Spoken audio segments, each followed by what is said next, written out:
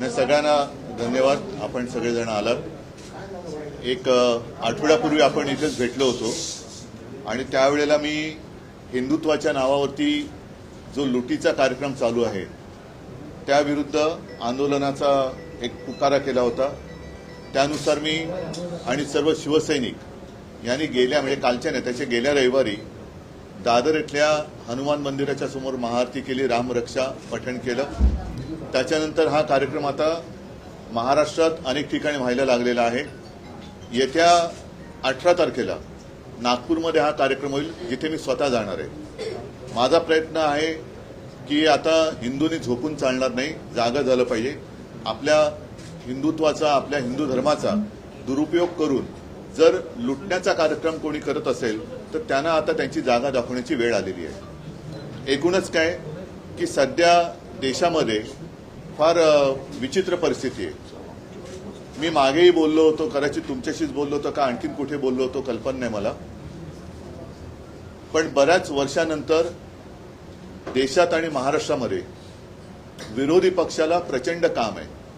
कारण जिथे बोट दाखवू तिथे भ्रष्टाचार चाललेला आहे. रस्त्यावरती खड्डे आहेत, पण रस्ते करणाऱ्यांचं ज्यांचं काम आहे ते गडकरी साहेब इथेनॉलवरती बोलत आहेत. तर एकूणच काय की अंधाधुंद कारभार सुरू आहे. आणि म्हणून मग मी असं ठरवलं की प्रत्येक वेळेला एकाच विषयासाठी प्रेस कॉन्फरन्स घ्यायची. आणि आज मी जो विषय घेतलेला आहे हा विषय साधारणतः गेले किमान महिनाभर चालू आहे, पण दुर्दैवाने म्हणावा तसा तो लोकांपर्यंत जरी पोचला असला तरी लोकभावना त्याच्यावरती व्यक्त होत नाहीयेत. आणि तो विषय म्हणजे दिल्लीमध्ये जंतर मंतर येथे आपल्या अभिजित दिपके यांनी जो विषय उचलला तो अनेक युवकांच्या किंवा मी तर म्हणेन देशातल्या प्रत्येक युवकाच्या भवितव्याचा विषय आहे. नीट परीक्षेचे पेपर फुटले, त्याच्यानंतर अनेक विद्यार्थ्यांनी आत्महत्या केल्या. कोणी त्याच्याकडे लक्ष दिलेलं नाहीये. सरकारला वेळ नाहीये. सत्ताधारी पक्षाला इतर पक्ष फोडाफोडीमध्ये जास्त रस आहे. पण जिथे देशाचं नशीब फुटतंय, विद्यार्थी आत्महत्या करतायत, त्यांच्याकडे लक्ष द्यायला त्यांना वेळ नाहीये. आणि मी आजची जी पत्रकार परिषद घेतलेली आहे ती त्या आंदोलनाला आणि सोनम वांगचुक यांना पूर्ण पाठिंबा जाहीर करण्यासाठी मी ही प्रेस कॉन्फरन्स घेतलेली आहे.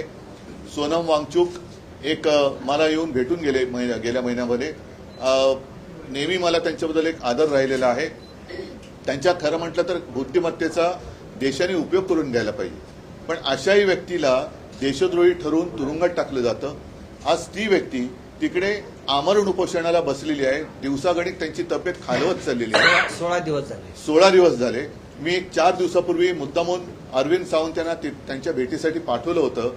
मी फोनवरून त्यांना विनंती केली की सोनमजी तुम्ही प्राणांतिक उपोषण करू नका, कारण तुमच्यासारख्या व्यक्ती या देशाला पाहिजेत.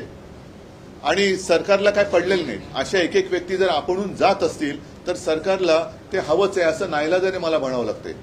आज कोणाच्या लक्षात असेल किंवा नसेल, 2018 साली JD अग्रवाल यांनी गंगेसाठी आमरण उपोषण केलं होतं. मला वाटतं 115 दिवसाचं उपोषण होतं. काय होतं त्यांच्या उपोषणाचा विषय? स्वतःसाठी काय मागत होते का? तर गंगेमध्ये जे काय सगळं बट्ट्याबोळ झालेला आहे गंगेचा, त्याबद्दल त्यांनी त्या उपोषण केलं होतं. त्यांनी प्राण सोडला. कोणी त्याची तशी म्हणावी तशी दखल घेतली नाही. गंगेत अजूनही त्याच्यानंतर कोरोना आला, गंगेमध्ये मृतदेह सोडले गेले, सगळं बट्ट्याबोळ चाललेला आहे. आणि आज देखील सोनम वांगचुक यांची प्रकृती ही दिवसागणिक खालवत चाललेली आहे. मी तर म्हणेन आज आता असा एक क्षण आलेला आहे, जरी मी या एका विषयासाठी प्रेस कॉन्फरन्स घेत असलो तरी सगळ्या जणांनी सगळे विषय घेण्याची आवश्यकता आहे असं नाही. मात्र एखादा विषय जरूर असा असायला पाहिजे की त्याच्यावरती देशातल्या सर्व राजकीय पक्षांनी एकत्र यायला पाहिजे. मी अजूनही तिथे कोणी पक्षाचे झेंडे घेऊन जावे या मताचा नाहीये. कारण अभिजित दिपके हा युवक देशातल्या युवकांचा आवाज तिकडे उठवतोय. आणि हे युवक जे आहे हे सुशिक्षित आहेत. म्हणजे आज सकाळी मी ते सोशल मीडियावरती बघितलं, ते असेल तर भयानक आहे. कारण 20 तारखेला मला वाटतं त्यांनी मोर्चा आयोजित केलेला आहे.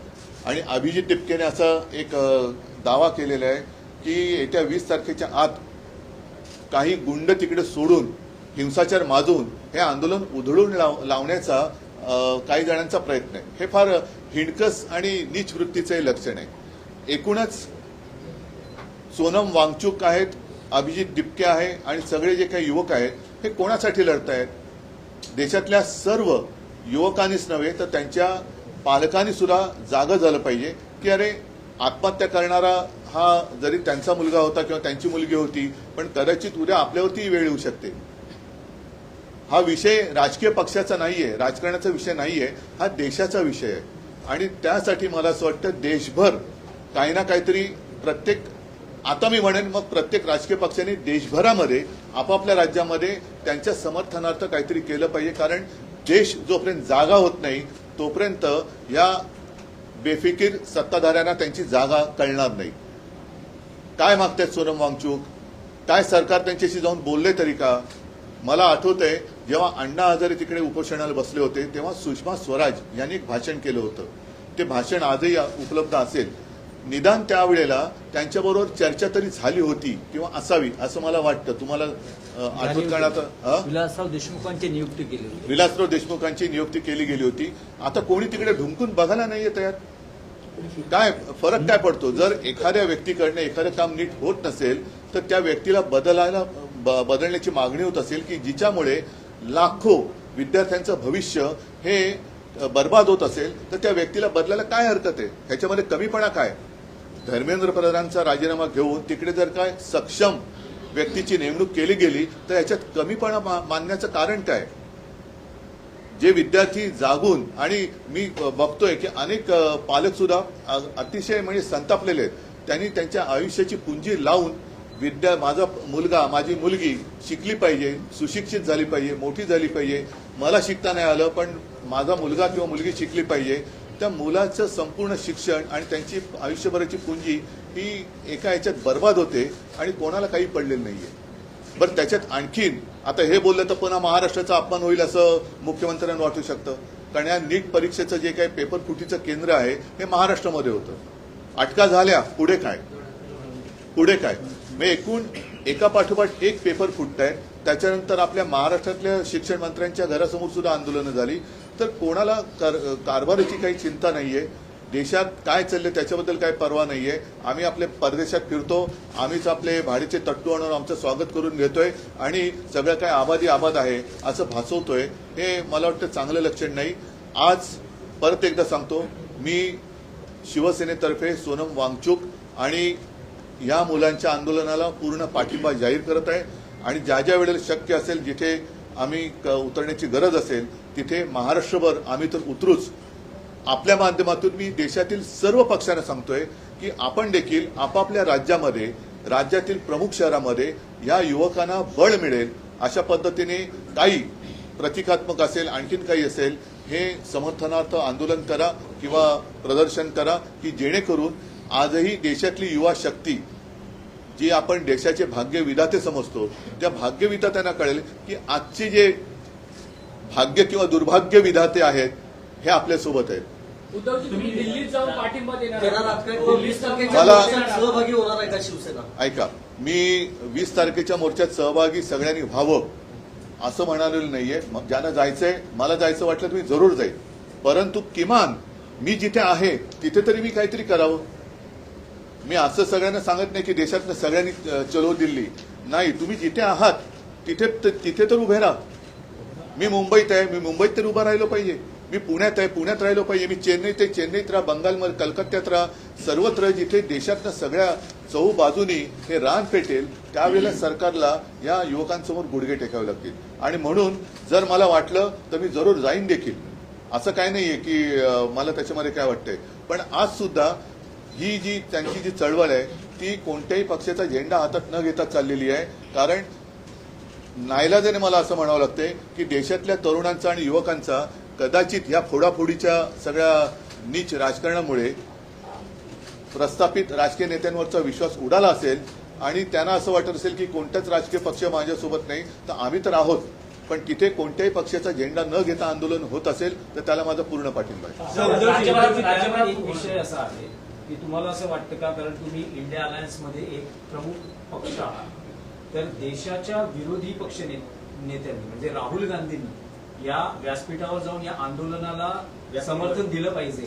जरूर. म्हणजे माझं तर म्हणणं आहे, मला वाटलं तर मी सुद्धा जाईन. राहुल गांधींनी गेलं पाहिजे. देशातील ज्यांना असं वाटतं, मग अगदी भारतीय जनता पक्षातले असले तरी, जसं मी राम रक्षा आंदोलनात भाजपच्या कट्टर कडवट हिंदुत्ववादींना आवाहन केलं होतं की ज्यांना हिंदू धर्माबद्दल प्रेम आहे त्यांनी सहभागी व्हावं, तसंच आज देखील मी पक्षाच्या पलीकडे जाऊन ज्यांना या देशातल्या युवकांबद्दल एक आस्था आहे, तो कोणत्याही पक्षाचा असो, पक्षाचे जोडे बाजूला ठेवून तिथे जावं अशी माझी सगळ्यांना विनंती आहे. आणि नाही तर किमान आपण जिथे आहात, म्हणजे आता जसं तामिळनाडूमध्ये स्टालिन आहेत, ते विजय आहेत, केरळामध्ये आता काँग्रेसचं सरकार आले, कर्नाटकात आहे, तिकडे ममता दिदी जरी विरोधी पक्षात असल्या तरी सर्वांनी, अखिलेश आहेत उत्तर प्रदेशमध्ये, छत्तीसगडमध्ये कोण असतील, झारखंडमध्ये कोण असतील, तर संपूर्ण देशात किमान त्या राज्यातल्या प्रमुख शहरामध्ये सगळे जर का रस्त्यावर उतरले आणि याला पाठिंबा दिला तर मला वाटतं देशात 16 दिवस आंदोलन सुरू आहे. राहुल गांधी जिथं राहतात हक्केच्या अंतरावर आहे.